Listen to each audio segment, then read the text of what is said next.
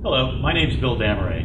I'm here to introduce you to best practices in the implementation of FACT PPM. Over the course of this presentation, I will be covering the importance of project management certification, some historical perspectives, and the desired outcomes and recommendations that we would offer as part of the solution.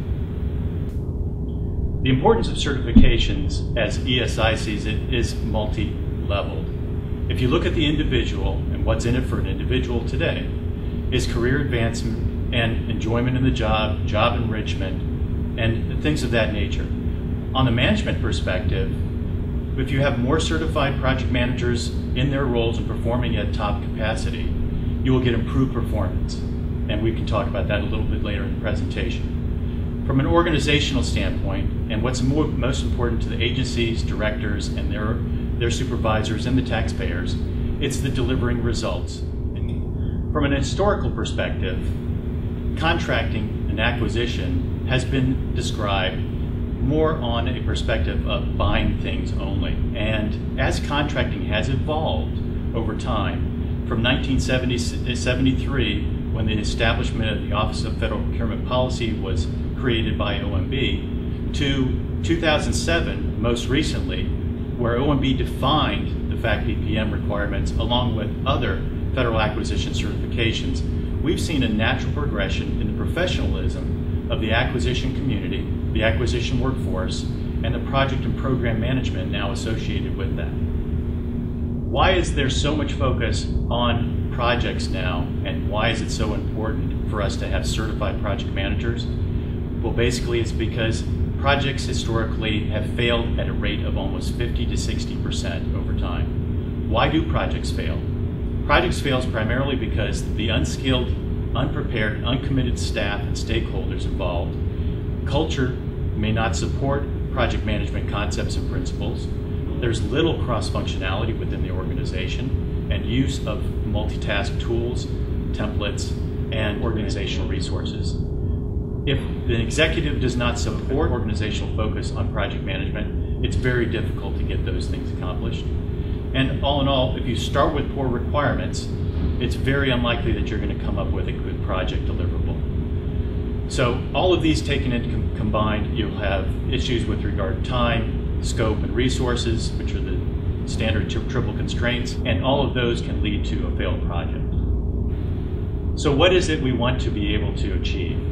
Our desired outcomes from a successful certification program and more trained, capable, of staff in the project environment would be that we want the right resources to be used at the right time. What that means is we would like to have people, the processes, and the tools combined and utilized in harmony so that we can develop and deliver the right projects within scope and on time.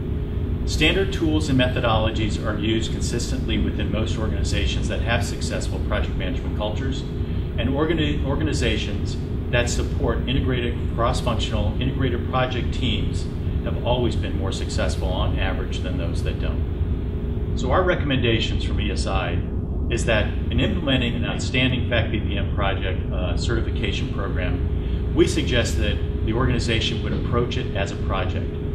And that is that you identify what it is you're trying to achieve, start with a baseline assessment, assess from the individual level as well as the organizational level, and then begin to fill gaps in skills, knowledge, and resources in order to build towards that ultimate desired outcome. Cross-functional teaming is one that we highly recommend because we see that there is use of multiple resources across the agency or maybe interagency that can be deployed to meet those objectives.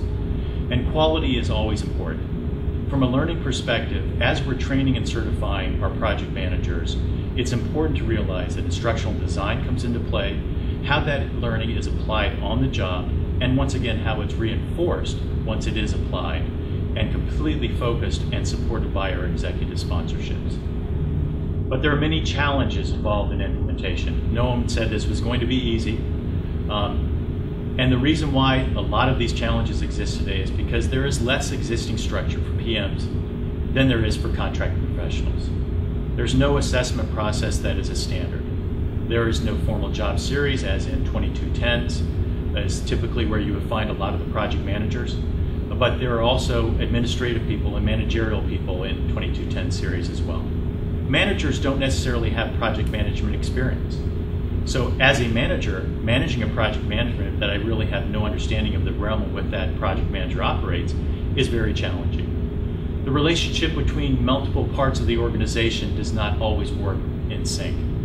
You will have an organization that has very well defined rules and regulations around contracting, but may not have very well defined rules around requirements development, requirement management, or project and program management. Because of that, you'll have these weaknesses that have to be bridged in order to deliver the desired results. Resources are always a constraining factor, whether it's budget, whether it's manpower, or whether it's actually access to technology. Resources have always been a challenge for any one of these implementations. And those need to be taken into consideration before you begin your certification project. The compliance issue with regard to FACT BPM has always been viewed as an unfunded mandate that is something that we don't really have to do it until somebody checks on us, so we'll get to that later. This has also been somewhat of a hurdle in developing better project management capabilities and capacities within the federal space. In order to get project management to perform at a higher level and deliver the desired results that taxpayers, managers, and organizations expect, it's important to train and certify PMs that are both capable and have the capacity to be able to deliver these more challenging results. We need to establish in the federal government better tools and methodologies that can be applied on a consistent manner so that these project managers that have these improved skills can communicate cross-functionally in a more effective manner. And as they communicate in a cross-functional manner, they will be able to build teams that are project-based to deliver results in a more timely basis and provide better value for every dollar spent. So to achieve these expected benefits of certification, agencies should integrate and align their project and program management, contract and business analysis activities within the scope of people, process, and tools. Thank you.